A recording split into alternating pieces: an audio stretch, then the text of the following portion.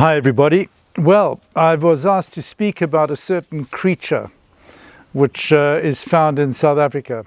These are true tales of my African adventures. May this inspire you, deter you, caution you, and above all, entertain you. But let me start like this. The first military infantry vehicle to enter service worldwide was called a rattle, a South African military vehicle, and it was aptly named after a honey badger.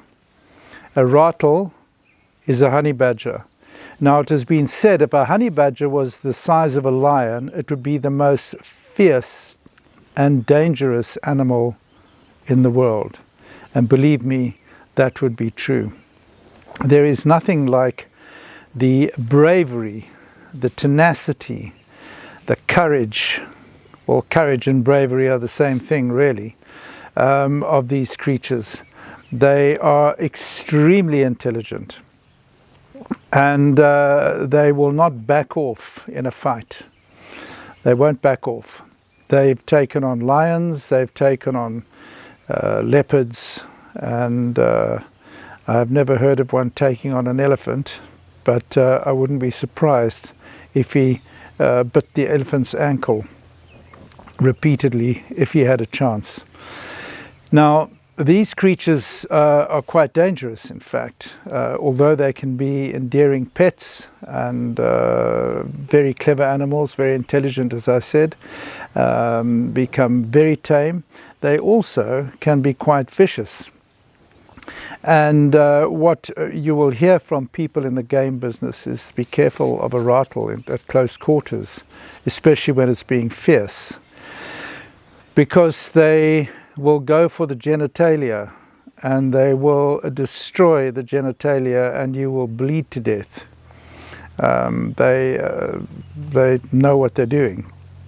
Now, I had a lot of experience with these creatures on our farm. And I'll tell you about one of the events. Now, we had snakes, and rattles, of course, do eat snakes. And so at our snake farm section of the farm, there were enclosures. There were rectangular enclosures. Some of them were large, free-flow enclosures. And there was an area where the snake would have its sleeping quarters, an area where it had its feeding quarters, and then an exercise area. And this all went very well. So one morning we went up to inspect the snakes, and we went up to the python enclosure, and their sleeping quarters was underground, 1.5 meters underground. It was a huge pit dug, and then a nice chamber opened up filled with straw and loose sand. A tunnel was created from inside their enclosure down into the depths, into their sleeping quarters.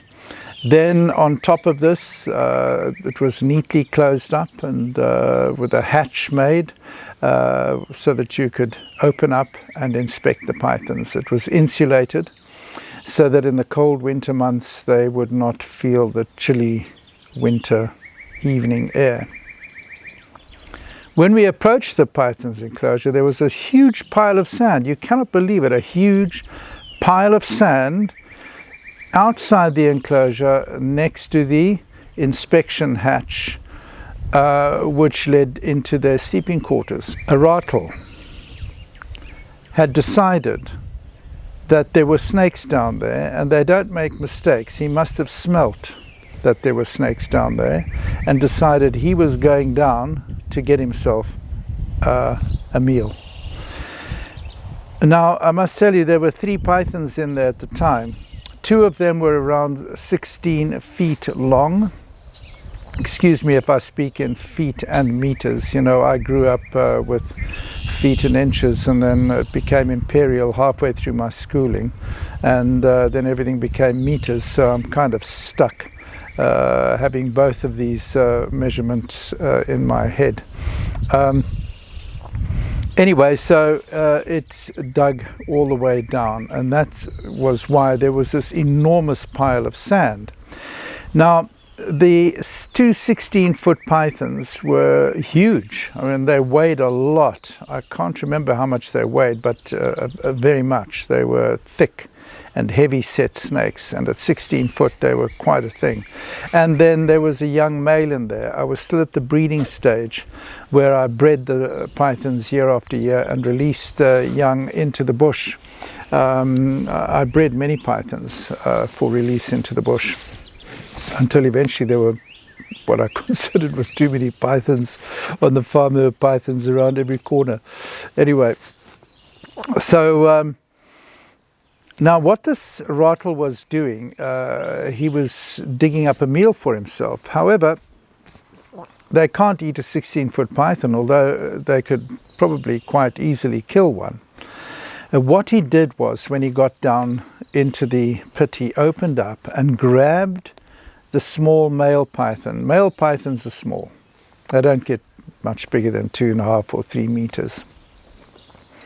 He grabbed that, killed it very quickly, and then started eating it. And he had eaten probably 3/4 of it. Now, they don't, with these pythons, they don't eat the skeleton. They eat the flesh off the skeleton.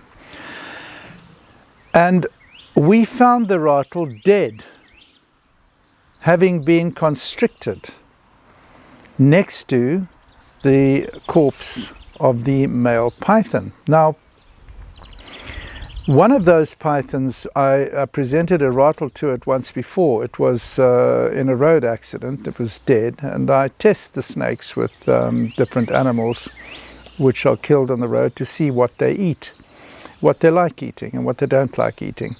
And I put the rattle in front of this gigantic python, and he just turned around and headed for home. He was not having this thing near him for 1 minute. So he recognized it as a predator. He recognized it as something dangerous. He didn't like it. He didn't like the smell of it, and he seemed to be able to recognize it as being something which he should steer clear of. So he buzzed off. The other python, I don't know what his attitude was towards rattles. I figured the other large python, and neither of them wanted to eat the rattle, but were not happy with his presence there. And of course, he was doing his feeding probably less than 1 meter away from them. And I think what happened was, eventually the one large python had enough of him and grabbed him and got him into a couple of coils and throttled the life out of him. And it's quite a feat, because, you know, rattles are very tough and very difficult to kill, in fact. He killed it, and it was clearly squashed by the enormous strength of the python.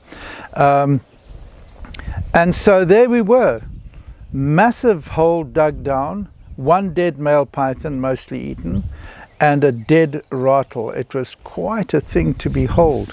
And the interesting thing was, the other big pythons didn't leave via the rattle's hole. They stayed there, showed they liked home. So, rattle military vehicle, rattle animal. And so you see the rattle military vehicle was named after the rattle animal. And it's a famous vehicle. You can Google it for those of you who have an interest in the military, and you will see our rattle that many of our soldiers went to war in. Hey, by the way, I do have Patreon, so you can join me there too.